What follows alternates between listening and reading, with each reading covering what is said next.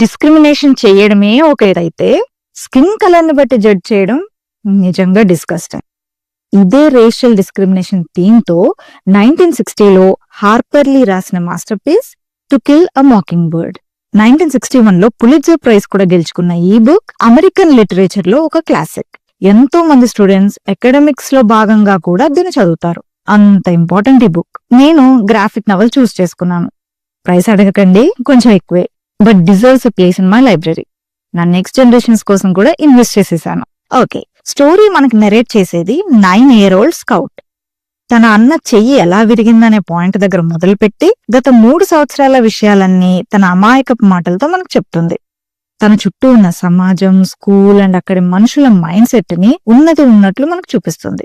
ఇందులో 2 characters highlight. ఒకటి వాళ్ళ father Atticus Finch. He is an amazing personality. Lawyer and single parent అయిన ఆయన పేరెంటింగ్ ప్యాటర్న్స్ అండ్ ట్రూత్ కోసం నిలబడే ఆయన మనస్తత్వం వెరీ వెరీ ఇంప్రెసివ్. రెండవది బూ రాడ్లీ, ఒక mysterious character who is a major attraction in the whole story. ఇది థ్రిల్లర్ కాదు, కానీ మనల్ని ఆలోచింపచేసే ఒక డీప్ అండ్ ఎమోషనల్ క్లాసిక్. ఇదే థీమ్ తో బట్ డిఫరెంట్ కాంటెక్స్ట్ లో వచ్చిన 1996 movie a time to kill. ఇది ఒక ఇంటెన్స్ క్రైమ్ థ్రిల్లర్. మన ఇంటర్స్టెల్లార్ హీరో మాథ్యూ మెక్కని ఇందులో మెయిన్ లీడ్.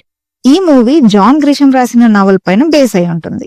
2 స్టోరీస్ వేరైనా రేసిజం అండ్ జస్టిస్ విషయంలో చాలా సిమిలారిటీస్ ఉంటాయి. బుక్ అండ్ మూవీ రెండిటిలోనూ courtroom drama is a highlight.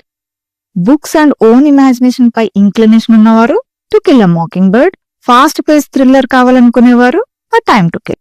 Choice is yours, కానీ both deserve your time. Miss అవ్వద్దు.